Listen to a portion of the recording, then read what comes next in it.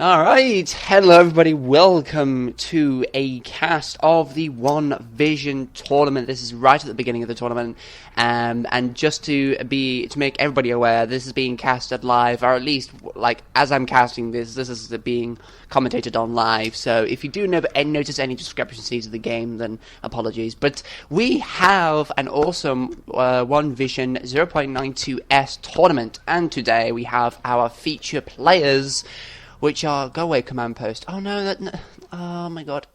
Yeah, don't ever click that. So yeah, we have our feature players who is going to be in the top left. This is in fact going to be someone. Alright, so it's going to be, wait, what? I'm not in the game, am I? Oh, that's pink. That's weird then. Yeah, that needs to be fixed. Yeah, that's blue. And that's pink. Okay, cool. Right, I got really confused there. This is going to be Charles Warmonk, I think. Oh no, that's orange. That's Booka. Right, this is Booka, actually. Booka in the top left, playing as, obviously, as you can see, pink Marked of Cain, and we have Warmonk playing as a, yeah, orange GDI. I forget that the original faction's names have been changed, because, it's no longer GDI nod screen, it's different. But yeah, going to be playing as a normal GDI. Down the bottom right is going to be Charles Warmonk, and obviously this is not the original Tournament Rift map. This is the standard quote-unquote map, which can be obtained through command post, so if you want to go obtain that, then you can, because this is one of the maps that we're going to be played for this tournament. So, as you can see, we've got Charles Warmonk claiming the first Tiberium spike, and he's going to be quickly getting those resources gobbled up into his little bank account.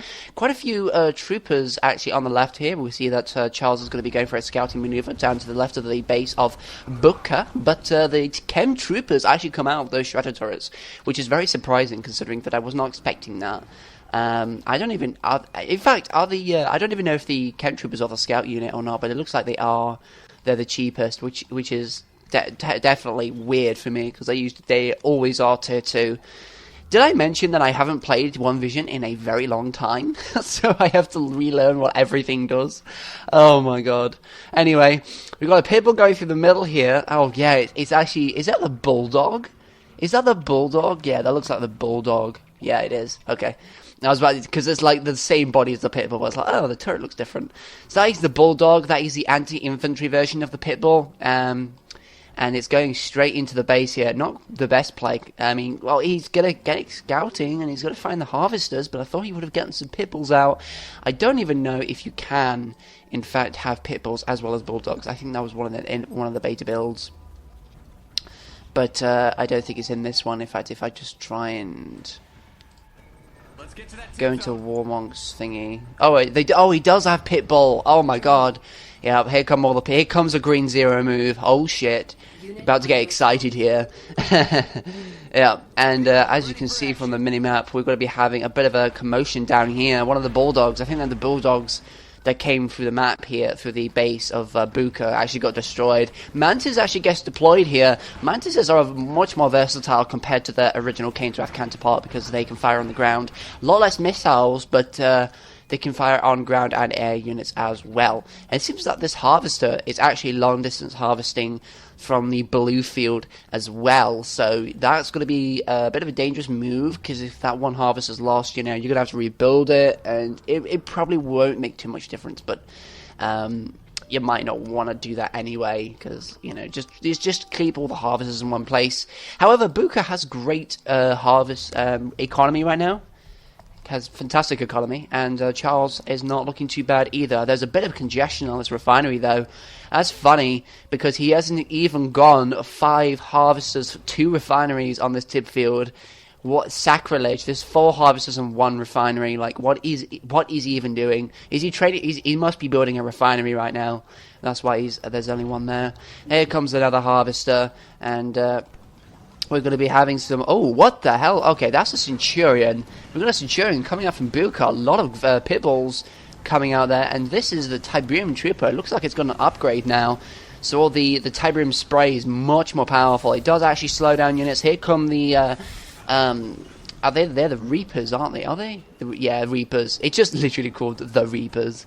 Yeah, we're gonna have some Reaper cyborgs coming out of the hand of Nod there, easily dealing with dispatching those pit bulls. Centurion's making quick work of the pit bulls as well up on the top there. Harvester does get lost, in fact, and the Chem Troopers are gonna nicely slow down those pit bulls so that the Centurion can hopefully catch up. But it looks like the Centurion is not even going the right way, and it's so slow, man. It's so slow. Alright, so we've got a lot of Raider Buggies and a Venom. The Venom looks so good, to be honest. I love the design of that.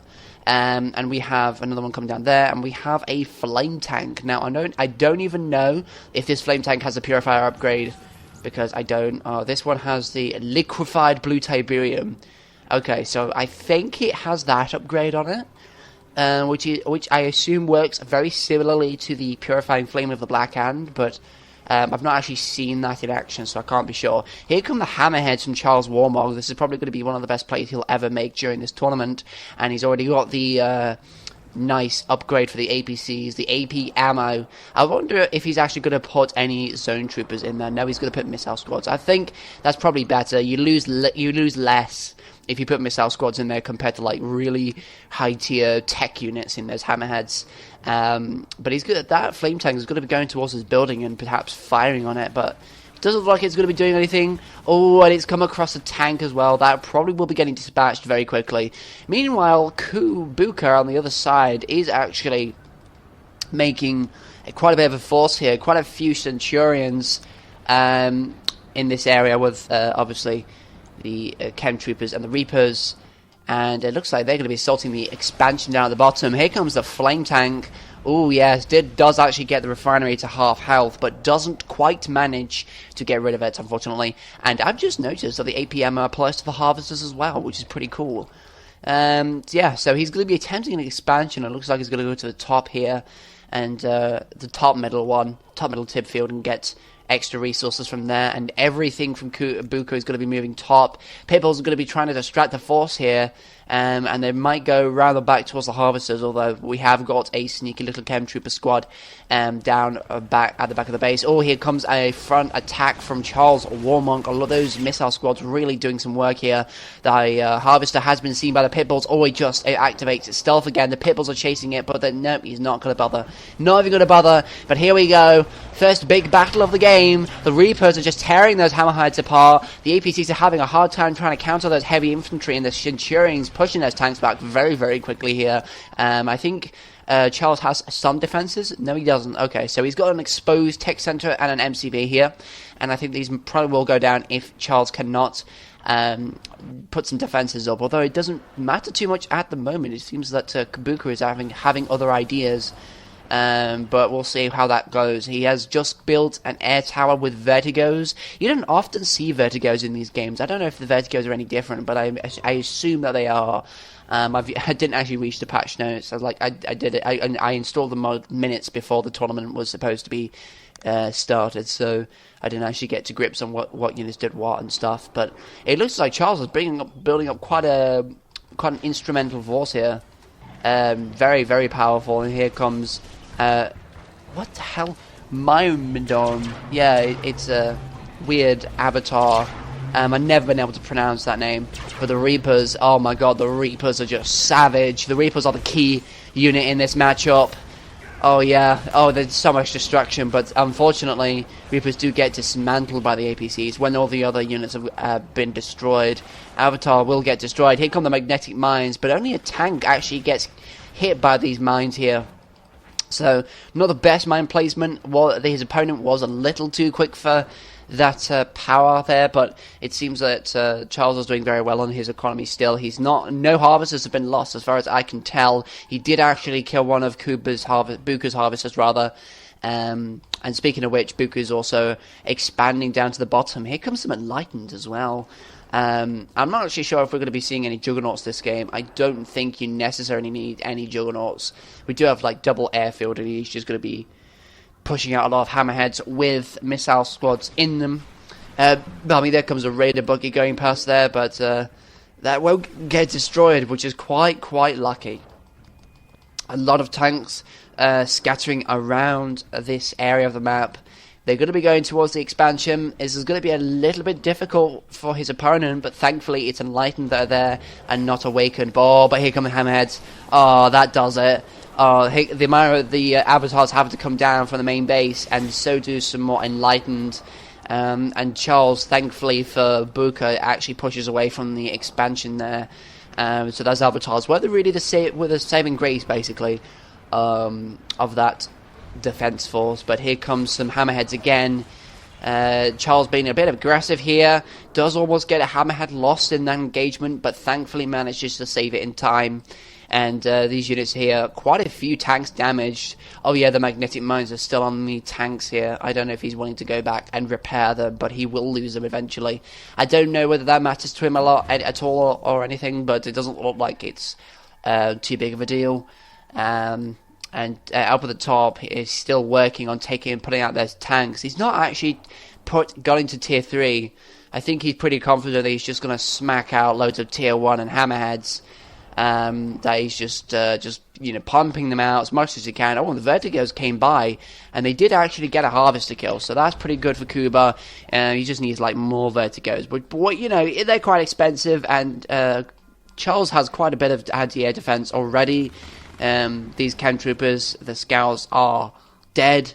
They've been decimated, and there's quite a bit of damage on this refinery here. I'm not actually sure why. Oh, is that a shadow? Oh, I thought that was a shadow beacon there for a Spectre.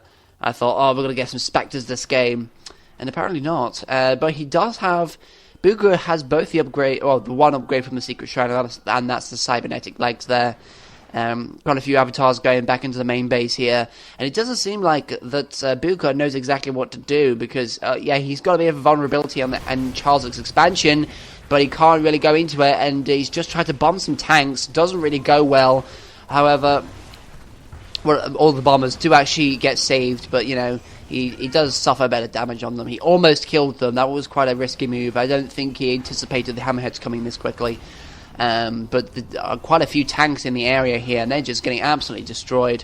The upgraded beams of the Myramon, or whatever it is. Oh, he's also got garrison spots. Oh, Aura modules, Gaius segments, and Ereba's compounds. So they are, in fact, upgrades for the Avatar.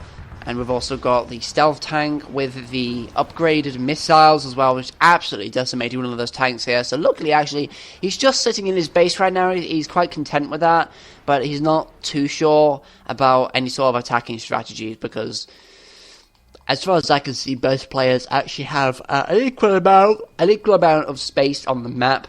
And Booka actually has the Reclamator Hub at the moment, the Redeemer Engineering Facility. I always get the wrong name for this, but the Redeemer Engineering Facility for Booka gets put up, and Charles does not in fact have... I mean, he has got tier 3 now, but he hasn't got a Reclamator Hub yet, so he can't directly counter the Redeemer when it comes out. So this is going to be very interesting. A lot of tier 1 units, it might swarm the Redeemer, but it will be moved along with Enlightened and Avatars, so it's not just going to be the Redeemer on its own. But that's definitely going to be a tide changer. He's a table turner. And the Pibbles here are actually sniping quite a few Harvesters here. I'm surprised that Booka wasn't reacting that quickly enough. I mean, one of them did go down, but thankfully it's only the one, but, that was a very close call. He's had quite a few close calls this game, with, units almost dying and harvest. It's only been the one Harvester, so I would say that he's pretty lucky. I mean, he's just fast enough to stop an attack before it gets too bad, but, he does take a bit of damage on stuff. But here comes the Redeemer, the big boy, and now Charles is going to be pissing himself because he doesn't necessarily have a good...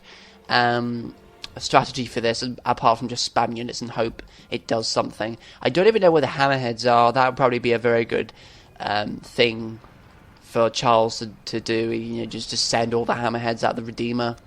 Obviously there are a few stealth tanks there. This force looking very, very healthy. Looks like he could do quite a bit of damage. Wow, that Mantis, look at that. Look at how much health. It doesn't even show in the UI. It's look like 1 HP. That is insane.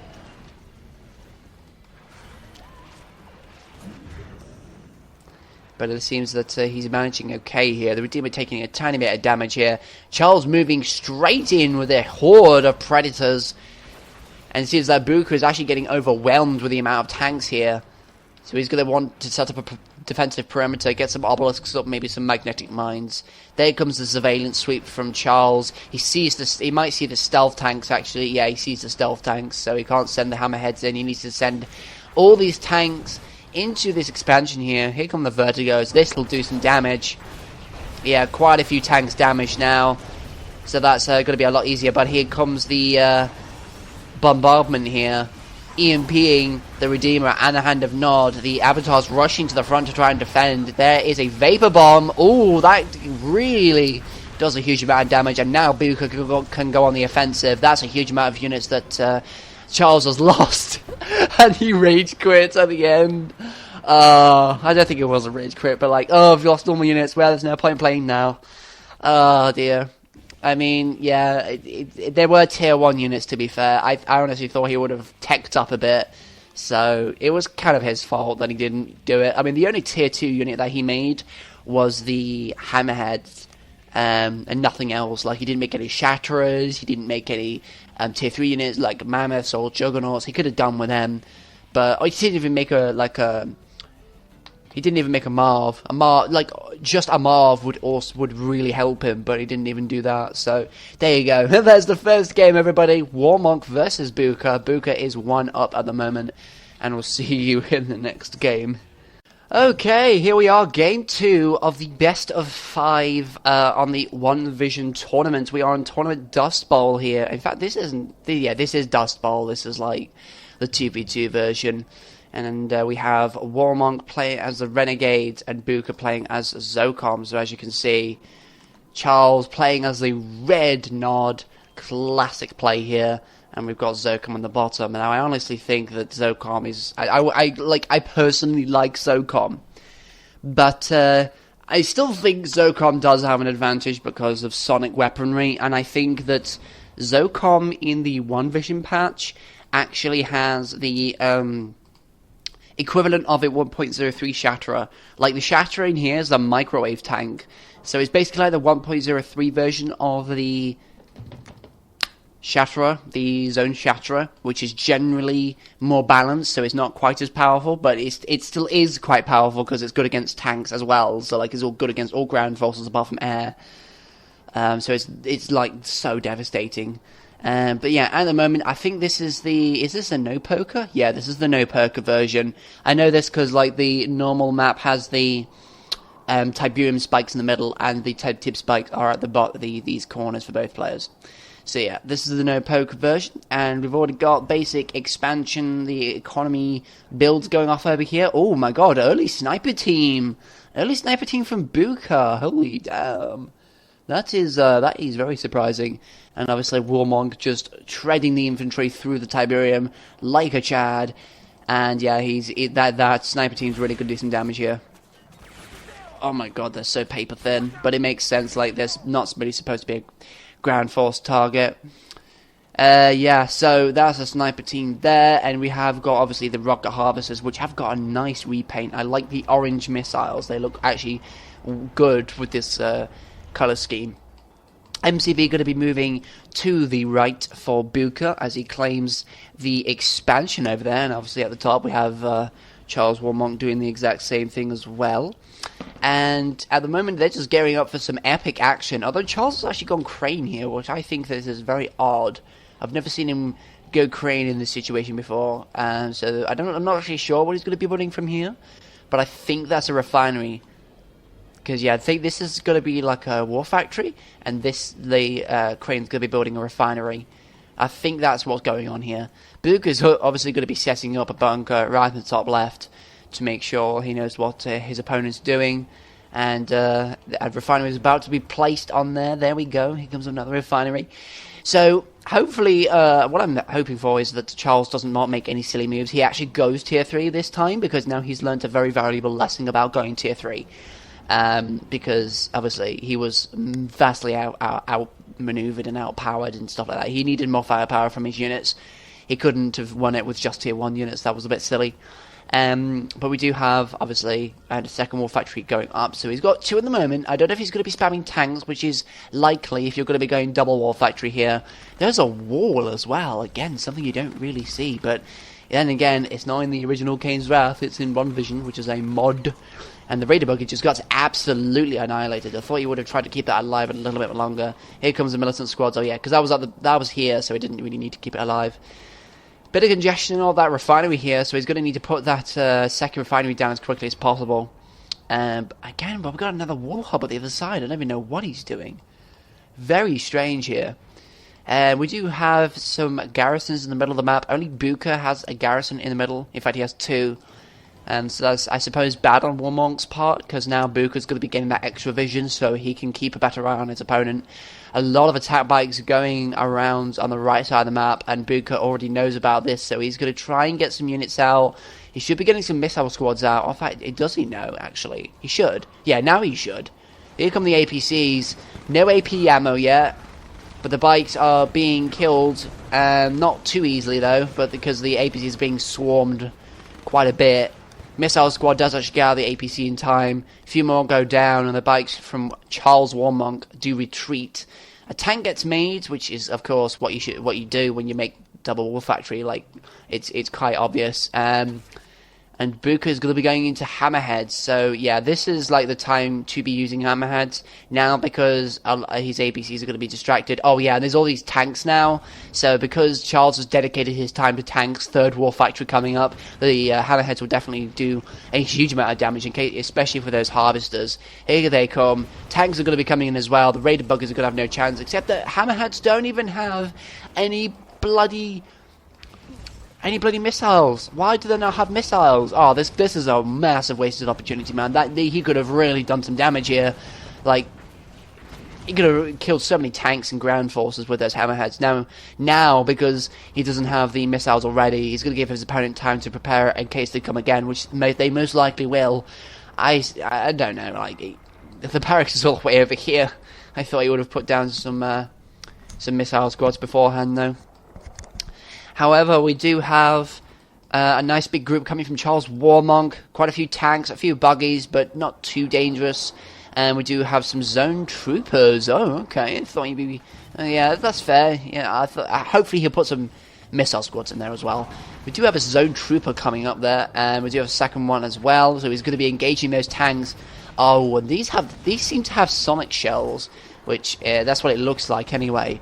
Which does actually make them a lot more powerful. Which is very nice there. I think this actually nerfs the zone troopers a little bit because they don't have the anti-air, which means they're not good against everything, basically. Oh yeah, and the tanks are just getting... This is exactly what I was wanting. The tanks are just getting annihilated, but I don't know why he's retreating there. He doesn't see any attack bikes yet. It's just tanks. I'm kind of sad that he didn't actually push that advantage there. He would have definitely done more damage had he done that. The tip's already dry, and it doesn't seem that Charles has gotten tier 3. He's only got tier 2, a couple of air towers. He needs to change into tech 3 and get those avatars out. Because he claims that, like, avatar spam is almost unbeatable compared to mammoth spam, but he's got these hammerheads to deal with, so I'm not sure exactly what his plan is. And yeah, this is going to be an interesting one, it seems. And the MCV is going to be moving up, so unfortunately Booka's going to be getting that late expansion. Oh, is this going to be a magnetic mines? Oh no, this is going to be an orca strike. Charles, move your units! No! Oh wait, he just manages to move those tanks in time. Oh, that was tight, man. That was really tight. But here we go, the hammerheads. Yep, getting absolutely destroyed by the venoms. As I said earlier, I was hoping he'd get some missiles in there, but he didn't. And now that's a huge amount of money wasted. This is exactly why you don't just put zone troopers in there. Because that's a mega yikes right there. And now, oh my god, the venoms are chewing up the infantry so quickly. AA battery comes in the neck of time, trying to save the base. And yeah, there we go. All the venoms are basically dead. They are retreating back to the base. But yeah, I thought he would have, I thought Booka would have put some missiles in the hammerheads. That would have definitely helped him. Here comes another AA battery near the expansion. It's going to be sniping down a couple more Venoms as they go past. And here comes Tech 3. That is what I was waiting for. Charles going for the avatars. Seems like he's pretty safe in that now that the hammerheads are gone, which is fair. I don't know if he's kept the triple war factory. No, he's just gone double, because like it's a little expensive to go triple when you don't have blue fields. Wow, there's like, oh my god, a lot of tanks going towards the harvesters, but this is going to be good for Charles. He's massively stopped the quite a bit of man of economy there. Here comes the sonic emitter. Oh, that didn't go to the right side though. That would have made a nice clean cut through the tanks. Oh my god, I'm not getting as much joy from a sonic emitter as I usually do. One tank, dude. Oh wow, did he even get his own harvester, or was that the tank? I don't even know. But in any case, a couple of harvesters down, and all of them having to retreat back, so the income has been massively decreased for a time. So it's like just under 5 minutes. That might actually really do some damage to him, because now the avatars are going to come out. They're going to have to face mammoth tanks, which I think one-on-one mammoth tanks actually do win, but avatars are cheaper to make, so that the avatars can get produced slightly faster. So there's also that. And obviously, if he manages to pair the avatars with the tanks, that could also help. Oh, the Venoms are going to go past and they're going to eliminate their sniper squad. Very unfortunate, very unfortunate. So, okay, Booka, right, what are you doing? You've got tier 3 and you've got a sonic emitter here. A bit of defenses, but you haven't committed to hammerheads again. I kind of think that, you know, you can go hammerheads again, just so long as you've got some missiles like you should have done last time, because you just got absolutely destroyed with when those Venoms came in. Because I kind of hoped you had missiles and you didn't, but you know, you can go it again. Like they're really useful. Even a little bit of air support. Oh, there's a slingshot as well. I think that was more of a scout unit, to be honest. But the lasers come on for the Scorpion tanks. That's definitely going to help them in the damage department. And I think that Charles is actually going to make a push for the main base here. That sonic emitter will be doing a bit of work. Might even get a few tanks before that's destroyed. But the main bulky force, these two mammoth tanks are the key in this force. Otherwise, it's just spam on tier 1 like it was for Charles. I'm very surprised that... Well, actually, I think it's because he doesn't have quite enough resources, because both these fields are dry. Yeah. I mean, so that's like a better reason for not going as much tier 3, but at least we've got a couple of mammoths there. I don't necessarily know if this force is going to win or not. I don't think so. No, this definitely won't now the Venoms are coming in. Okay, Booka's now in trouble, because this looks like the only force that Booka has. If that gets killed, then he's done for. Like, his entire base is exposed, and I think that's it. Oh, wow, that was very efficient. Charles Warmonk, I think, has actually got this game. Booka not actually training too many forces here. But at the end, and that's it. I honestly think that's it. Like, Booka can't really do anything right now, because those mammoth tanks are just going to get absolutely annihilated, and the harvesters as well. All the defenses coming in. He hasn't got many units. There we go. Booka says GG, and Booka is defeated. Yeah, it's just because Booka did not have enough units to sustain himself from an attack like this. So I'm very surprised. But then again, I don't know. That probably shows they didn't really use his Tiberium efficiently. I think it was mainly because of those hammerheads with the zone troopers in. That was a very costly loss. If he put missile squads in there, that would have been way better. He would have been able to defend against the Venoms and hopefully kill some. But yeah, that was very, very costly. So hopefully he won't do that in the next game. So, right, on to game 3. 1-1 for each player. Alright. Third game, I was about to say first game, a megalol. Third game, going to be on Tournament Airstrip this time, and we're going to be having Warmonk playing as the Renegades on the right, which is Nod in layman's terms. It's the modded Nod, at least. On the right side and on the left side, we're going to be having Booka playing as Reaper 17, coming in as a pink Reaper 17, that is. And yeah, Visceroid's already going out. They had the replacements for the buzzards, I believe, which completely suit the faction. I mean, wow, look at the design. It's lovely. I mean, I think this is what EA wanted, was to have commandable Visceroids, but there was a bug in there that made the Corruptors kill the Visceroids. But yeah, that was quite sad. In fact, there's actually a buzzard there as well, which I'm surprised about. I think it's because he sold the structures, they made Visceroids. But yeah, we've got a squad kill there on the bottom. And I think that because Booka's going to be going a screen, hopefully Booka's going to be going stonks and getting all the Tiberium fields and just going to be spamming. He's just going to be spamming tripods and air units. I think Reaper 17 actually in One Vision actually has a new air unit. I'm not actually sure what it is though, but hopefully we'll see it in this game. But yeah, this is he should be getting some stonks in this game because there's quite a few Tiberium fields and there's a big open map, so quite a bit of quite a few chances for him to do some damage here. Booka actually getting a pretty decent amount of damage done on it, to be honest. And Warmonk is going to be going for the normal eco build, as has been happening for all these games, it seems. So, yeah, these two games have been quite interesting, I think, because they have... well, Warmonk lost the first game, as we know, because of the fact that he didn't go tier 3, and Booka lost the second game because of the fact that he didn't have enough units, because I don't think he used his Tiberium he didn't use his Tiberium effectively or efficiently, he didn't use it correctly, so obviously he did lose a massive amount of resources and just cost him the game. Third game, I really am kind of hoping for Booka to win, because this is like a pretty good map for Reaper. Like, you don't really need to do anything, you just need to sit in your base, wait, and just let your opponent fling units at you, and then hopefully they'll quit. Not at all depicting on how the match will go later. But yeah, expansion going to be made for Booka. He's going to be putting down one of the extractors, and I think another one is ready actually.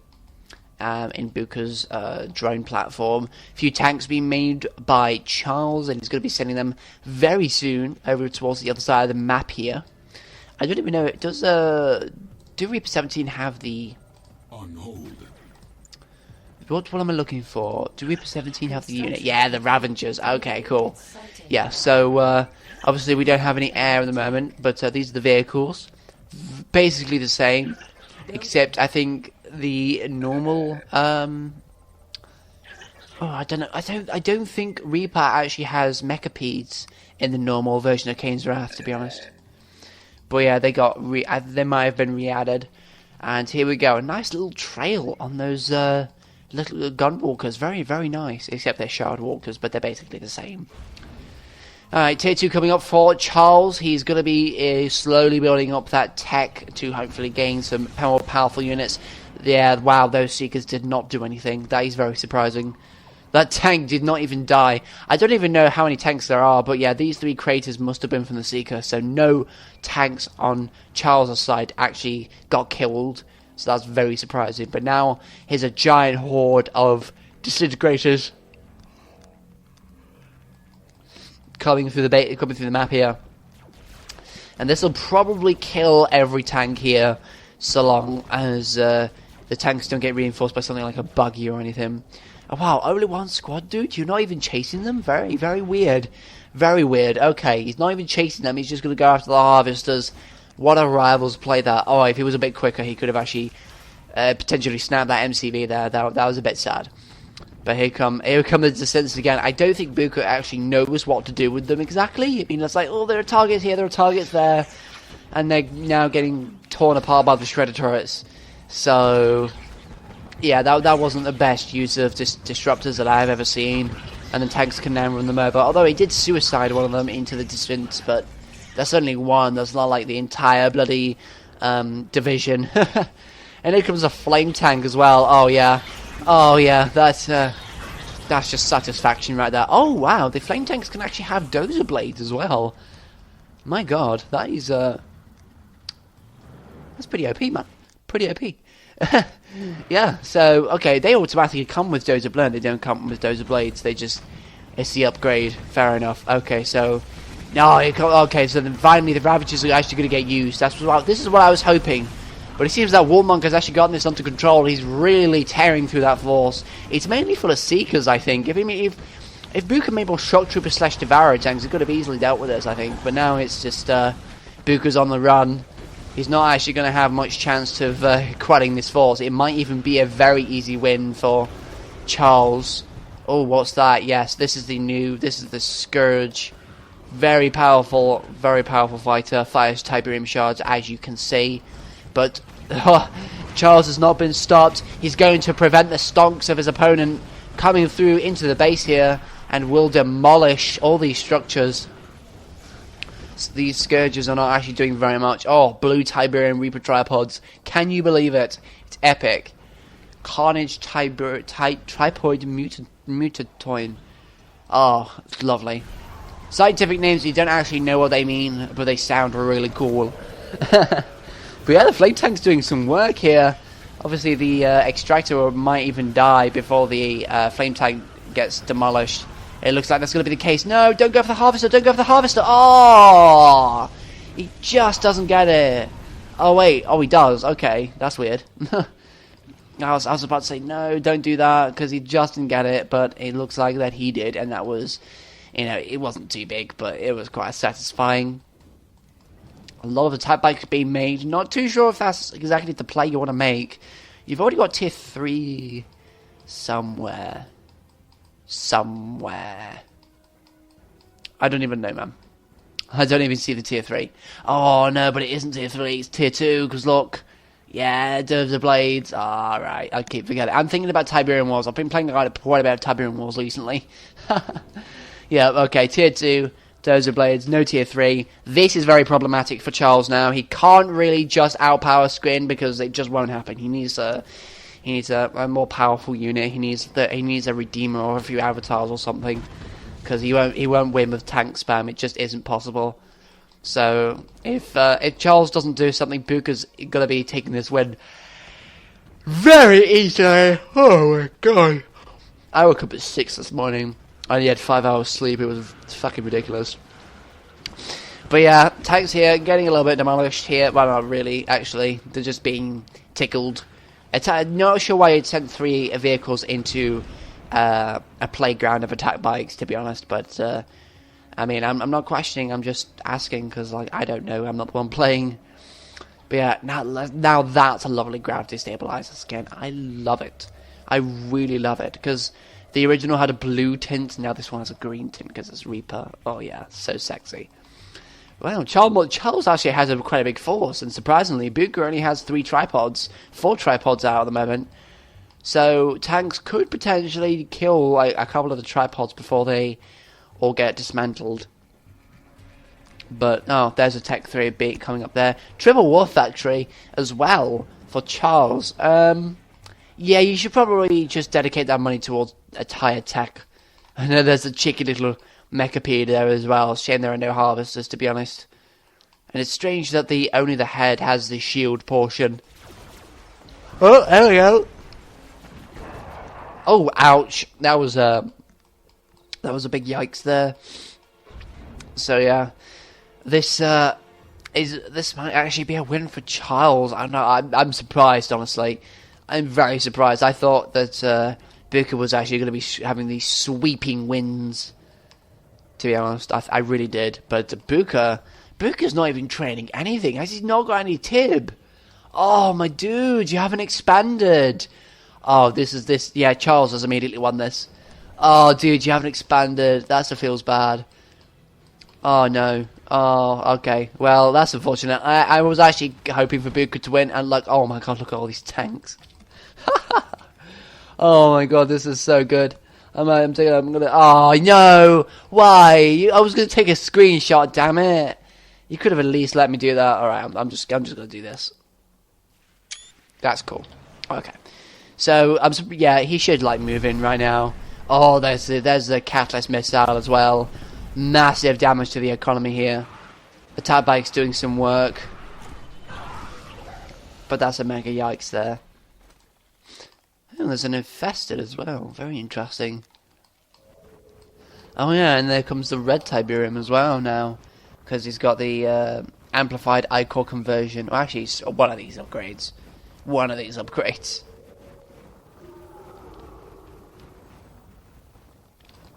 So yeah, Reaper's really cool in one vision. But here come the massive tanks. I mean, look how many there are. So amazing, man. I'm just gonna leave this here. I really am just going to do this here, make it like a cinematic, because look at this. It's actually quite beautiful. It really is quite beautiful, to be honest. But yeah, Booka's lost this. I mean, I said ages ago, but Booka's lost this. He just hasn't got enough resources to train anything. So, there we go. What does that make it? I think it's 2-1 to Charles, I'm pretty sure. Yeah, 2-1 to Charles, because this is the third game. Alright then. Yeah, that feels bad right there. Tip vein detonation. Alright, on to the fourth game, everybody. That was a little bit anticlimactic as the game was ending. I really thought Booka was actually going to pull something extraordinarily fantastic, but apparently not. Oh man, can he seriously not move in? Oh my god. Nah, the Scorpion tank should be able to deal with all these tripods here. And look at that. Like, there's no point. No point Booka continuing.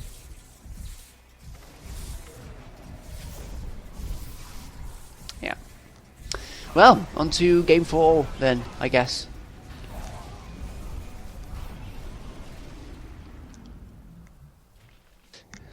Number 4. This is the game. It's number 4 now, and we're going to be going on I was trying to say multiple things at once. Trying to go into Tournament Stadium this time, and we're going to be having Charles Warmonk in the bottom right, and he's going to be playing as Renegades. He's going to be playing as the base nod.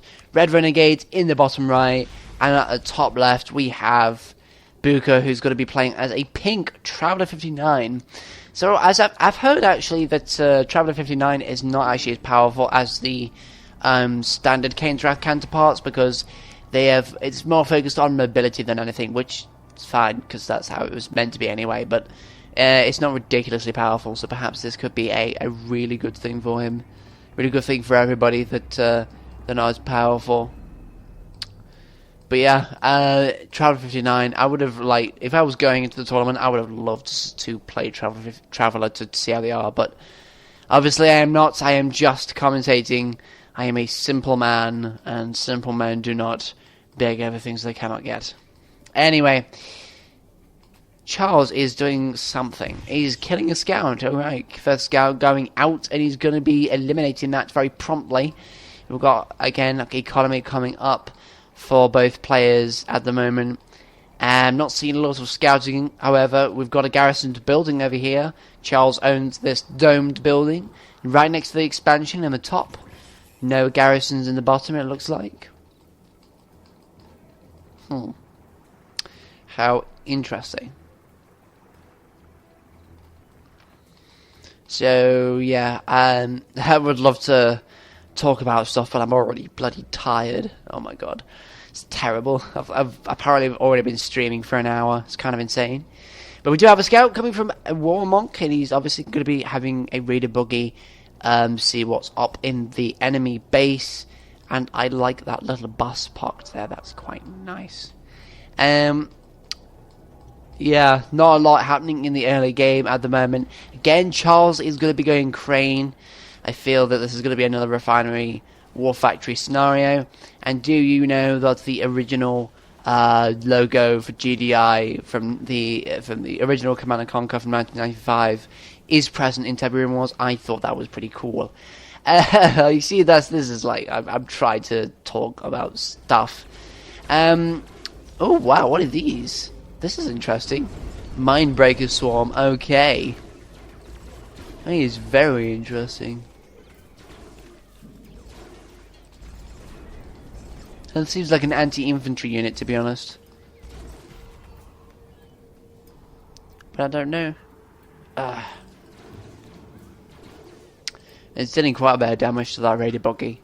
That is quite interesting. I've never seen a Mindbreaker Swarm before. Obviously, that's using the model of the recon drones, but it's quite fine. I mean, nobody, really cares, to be honest. Okay, so now one of these players should be going tier 2, and we should be seeing some lovely flame tanks or something. And potentially some awesome kills. Yeah, that's what I'm kind of expecting, but I don't know. This is quite a big map. This is probably like the first game that I'm casting onto Tournament Stadium.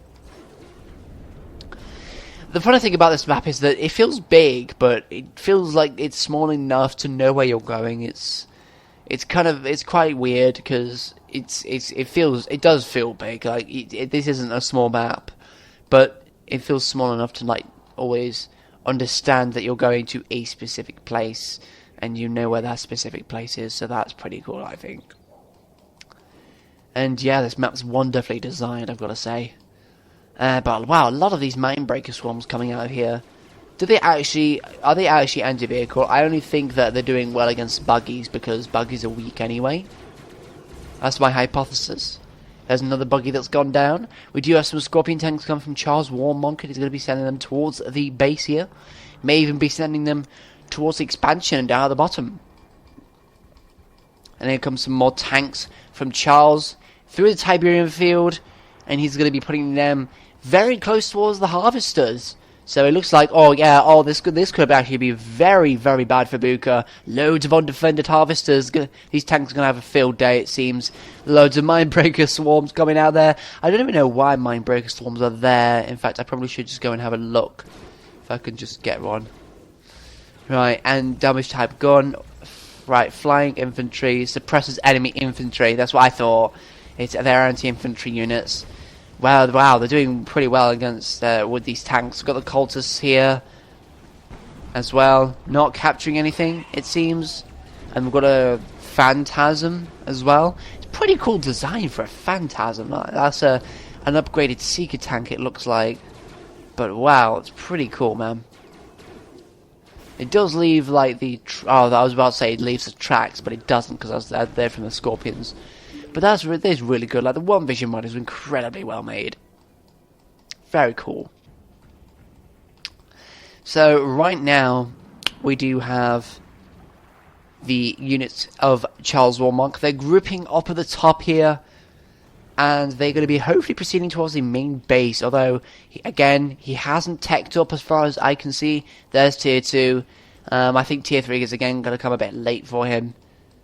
Like, Booka's already got tier 3, has he? Well, apparently not. No, he hasn't got tier 3, but he has got a gravity stabilizer, and that'll help him somewhat.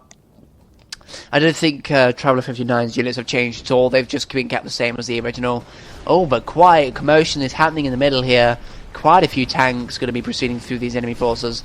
Like, these Mindbreaker swarms, again, don't necessarily know why, but I suppose they're only good in this matchup because the tanks don't fire up, so they can't be harmed unless, like, Venom's coming along or something.